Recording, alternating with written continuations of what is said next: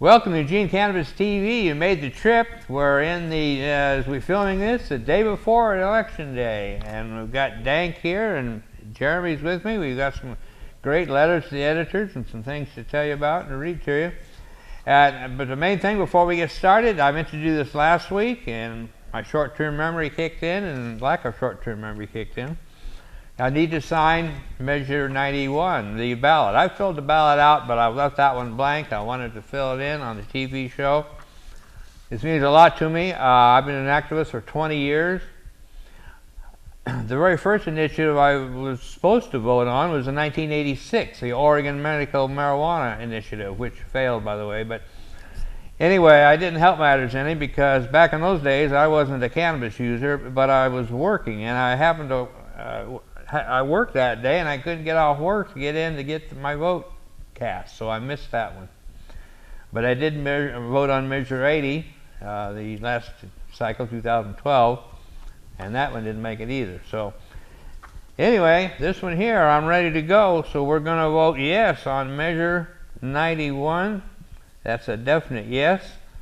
It allows possession, manufacture, sale of marijuana by to adults, subject to state licensing, regulation, taxation. So that's a big thing, and I'm so glad to do that, and let's hope it passes. It's going to be close, but we're hopeful.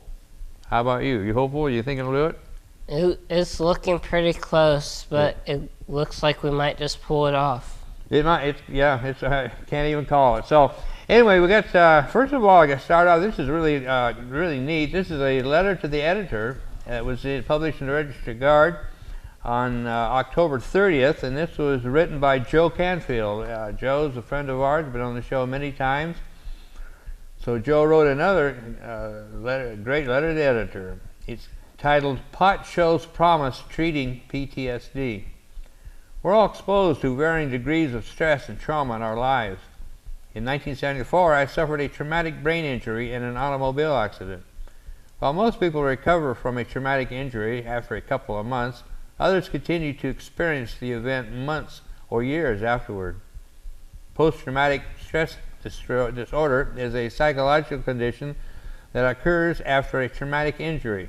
Symptoms can include persistent flashbacks, anxiety, depression, nightmares, insomnia, and irritability or inability to control one's emotions. Our brains are hardwired to respond to duress, commonly referred to as our fight or flight response. It's an automatic response. We can't control it. Post-traumatic stress disorder is less a disorder than a neurochemical imbalance or injury. Some people who suffer from it have received an injury to the part of the brain responsible for mood and emotions, specifically the amygdala, which controls responses such as fear, pleasure, feelings of punishment, and awareness. While the effects of using cannabis to treat post-traumatic stress disorder haven't been widely researched in the United States, other countries have studied them. The most recent research supporting its use is treating post-traumatic stress disorder was published in the journal Clinic Drug Investigation in June. Researchers from the Hebrew University Medical Center in Jerusalem assessed the safety and the efficiency of oral THC as an adjunct treatment in 10 subjects. They found the drug intervention caused a statistically significant improvement in sleep quality, frequency of nightmares, and hyperarousal syndrome. Enough said. Vote yes on Measure 91. Joe Canfield, Eugene. So thanks, Joe. Great letter. Ignore the Measure 91 Scare Tactics by Keith Bellens of Eugene. And I recently received a mailer from the No on 91 campaign, and it may as well have read, "Be afraid, be very afraid." The piece of propaganda was chock full of sensationalism, misleading statements, and outright lies. Sensationalism: increase of 268% in poison control, all center calls for children ages 0 to 5 for marijuana. The numbers 68% are 5 and 18, which doesn't seem extremely large compared to Colorado's population. For some context, what are the comparable numbers for alcohol and other household substances? Also, the mailer refers to children ages 5 and under. How many infants are getting into their parents' stash? That's just inflammatory. How are infants supposed to smoke their parents' stash anyways? Misleading. No standard for driving while stoned. Washington has a limit. Measure 91 has no such limit. Oregon already has standards for driving while stoned. There's no need to repeat them in Measure 91. Outright lies. Youth use of marijuana increases when availability increases. And Colorado's 12 to 17-year-old marijuana use rate is 39% higher than the national average. Studies show, most recently by economists Daniel Rees and Benjamin Hansen and D. Mark Anderson, found no increase in teen use in states that legalize medical marijuana. And surveys is post-legalization, Colorado's teens reported last month's use at 20%. The comparable national number is 23.4%. And the number of Colorado teens who've tried marijuana is 37% compared with at 40.7% nationwide. Sadly, some voters will be swayed by such dishonest fear tactics. Yes, it's a great letter by Keith Blevins, and we appreciate that as a registered guard. And this brings out the flyer that he mentioned. Is something we need to talk about. This is the flyer that the State Sheriff's Association, the District Attorneys Association, these are their umbrella groups, so that way they can do things without having to account for their money. So they put out these flyers with all this lies in it, and it's interesting to me because you think that cops would be honest, and so when the cops send out stuff that has false information on it, how are you supposed to respect the cops and being truthful when they can't even put out the truth themselves? Plus the fact, why are they worried about a law? They're supposed to be enforcing laws. They're not worrying about who's making them or what's, So anyway, the other No on 91 flyer that I seen was absolutely ridiculous. It showed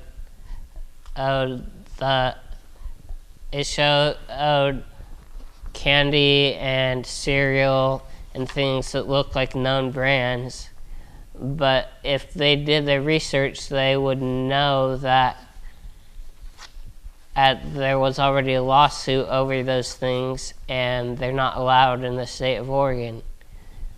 Such as they tried to make Reefer's peanut butter cups, and they got sued by Reese's.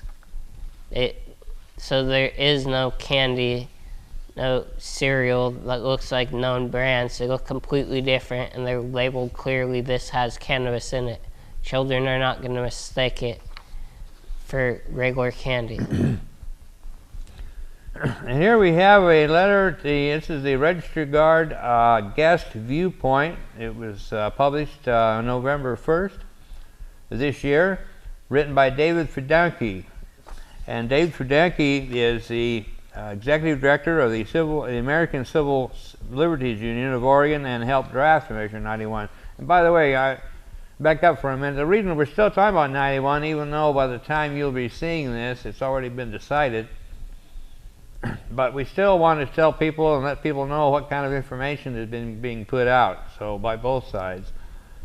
So that's why we're still going and talking about 91, so you can still be hearing on what all was said and what it's about. And then I think it'll also help as you look back and, like I said, as you're viewing this, you'll find that it either passed or didn't. So, but anyway, this is by David Fadinki.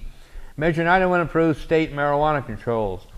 As someone who has been involved in Oregon elections and politics for the past 40 years, I have seen plenty of good laws make it on the ballot, and I've seen some clunkers too. Measure 91 is one of the most comprehensive and thoughtful pieces of legislation ever proposed in Oregon. It would regulate, legalize, and tax marijuana. Measure 91 has the right restrictions. It will more effectively control marijuana than our current failed policy.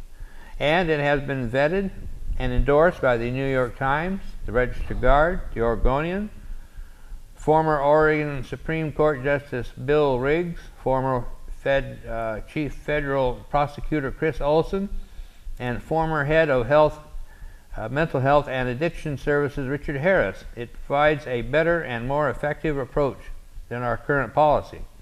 Why would you support Measure 91? If you want to put the drug cartels out of business, and if you want our state to do a better job of protecting kids from being victimized by drug dealers who have a financial incentive to get young people to use hard drugs like cocaine and heroin, then Measure 91 should get your yes vote.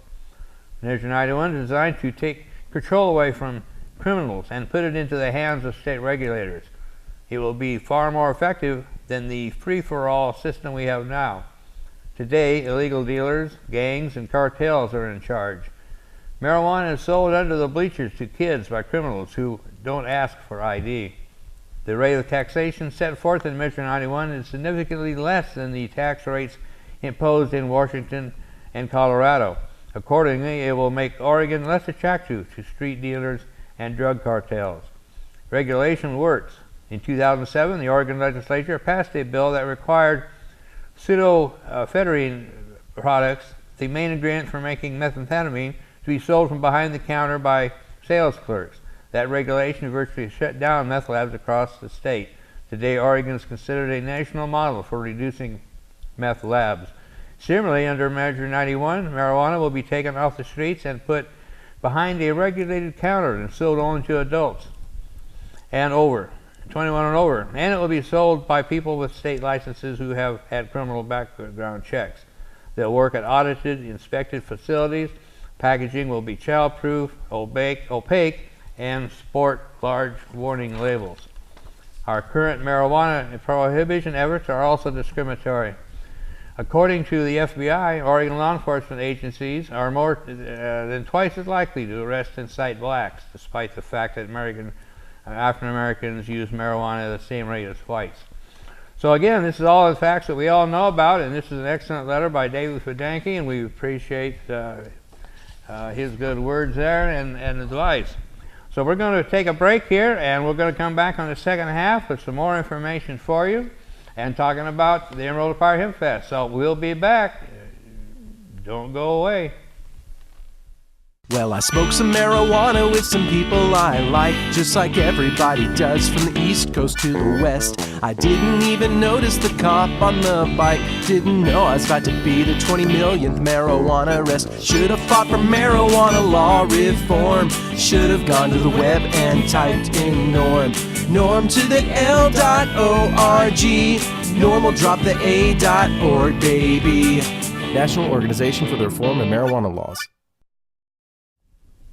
Welcome back to the second half of the Eugene Cannabis TV show. You got DanK here, and you got Jeremy beside me, and we're talking about some of the articles that are in the Register Guard, letter to the editors, some editorials. This one here is from the Corvallis Gazette-Times, and the editorial. It's titled, "It's Time to End Prohibition on Pot." This was printed on the 27th of October. Oregon will be well served by the passage of Measure 91, which would allow the regulated cultivation, sale, and possession of marijuana for recreational use by adults 21 and older. The 36-page measure empowers the Oregon Department of Agriculture to regulate cultivation. The Oregon Liquor Control Commission would regulate sale and distribution under rules even stricter than those that apply to alcohol. Marijuana sales would be taxed, and 25% of that money would go to drug prevention programs, treatment, and mental health programs. Passage of Measure 91 would end our hypocrisy over the recreational use of marijuana that began in 1998, when voters approved it for medical use. Who knew it had so many healing properties? Between 65,000 and 69,000 Oregonians now hold medical marijuana cards. That some of them share with their friends is an open secret. The Oregon Sheriff's Association and Oregon Narcotics Enforcement Association are the measure's primary opponents. But there isn't uniform agreement, so to speak, even among law enforcement officials regarding Measure 91. Last Tuesday, King County, Washington Sheriff Jim Ulcourt brought some perspective to the matter. Washington's voters approved marijuana for recreational use in 2012. Ulcourt noted in a pro-91 TV ad that he supported the initiative and that it seemed to be working just fine. Yeah, I think I've seen that ad. He also noted that violations for driving under the influence actually were down in Washington, and that tax money from legal pot sales is going to fund police and schools rather than drug cartels. Here, it's really better already. It's your vote, not mine, but it's working here. We think it will work in Oregon too, but we have some concerns. We agree with proponents of the measure that the sale of pot-infused candy and soda pop is a bad idea. If Measure 91 passes, the 2015 Oregon legislature should discuss the regulation or ban of such products when it convenes in January. Well, the thing with those is they're trying to say that the candy, your soda pop, would look like normal candy or soda pop. And the labels are clear that it has cannabis in it. And it's not going to be appealing to kids. And let's fast track development of a test that establishes what constitutes pot intoxication, the way a 0.08% blood alcohol level establishes someone is legally drunk. Then we need to develop technology to measure for pot intoxication. Then we need a reliable test that measures pot intoxication. We are concerned about the safety of our roads, but it bears pointing out that alcohol continues to be the real problem here, and nobody's suggesting a return to the days of bathtub gin. We're glad that the pot smoking would not be legal in public places, on public land, rental units, and businesses just as smoking tobacco is not legal. Employers still would have the right to fire employees who use marijuana on the job, although we anticipate some additional legal challenges there regarding testing positive. But even with those concerns to address, and the large issue of pot's continued prohibition at the federal level, we still think passage of Measure 91 would end the long failed prohibition on pot. It is a good step toward clarifying an issue that's been hazy long enough. So that was gratifying, and that's, half a dozen papers in the state of Oregon that have endorsed 91, and including New York Times and back at east. least. So it's amazing. And several congressmen and That's right. people like that supported it but didn't necessarily endorse it. And the last word on marijuana from the Registered Guard was published on October 20th. The editorial titled "The Marijuana Muddle." This was October 30th. With less than a week to go before Election Day, polls show that Oregonians are split down the middle on Measure 91, which would legalize marijuana for recreational use. And my question is, where do they get the poll data from? Because I've never been polled. I don't know anybody that has. I don't know. They just random polls. I don't know. Little wonder Ambulance's rational response to the proposal. One helpful way to achieve clarity is to compare how things are now to how they would be if the measure is approved. On balance, the result would be an improvement. necessary to begin with the fact that marijuana is already woven into the economic and social fabric of Oregon. It's already legal for medical purposes, subject to regulations, and has been since 1998. It's already been decriminalized since 1972 also. Marijuana is also widely used recreationally, with commerce and the drug having become a mainstay of the underground economy. Measure 91 is not about whether people will use pot in Oregon. They already do, and will continue to do so no matter what happens at the ballot box. The question before Oregonians is whether marijuana should continue to be illegal, or whether the drug should be moved into the legal realm where it can be taxed and regulated. Illegal marijuana is subject to no controls. Dealers can and will sell it to everyone, including minors. That it can put what they want in it, and the profits flow to criminal enterprises. Legal pot vendors would be held accountable to strict standards and age limits for purchasers. The marijuana industry could generate above the table income and taxes. Yet cause for apprehension remains. A glance at the damage done by tobacco and alcohol is enough to make anyone pause before adding a third drug to the legal recreational pharmacopoeia. Whatever stigma still attends to marijuana use will fade farther if 91 is approved, lowering a social barrier to experimentation by young people. People who don't mind if their neighbor smokes once in a while may feel differently about the prospects of having shops selling marijuana alongside with a proliferating variety of derivative products on busy street corners. Well, what they don't realize when they make that statement is it's not going to be in every single store. It's just going to be in regulated cannabis dispensaries. But again, marijuana is here with or without Measure 91, and whatever social costs are associated with the drug are already borne by the public. The measure is designed to cripple or kill the black market in marijuana by taxing the drug at a relatively low rate, allowing legal providers to compete on the basis of quality and price. At the same time, marijuana taxes would generate a stream of revenue that could be used for public purposes, including drug treatment and education.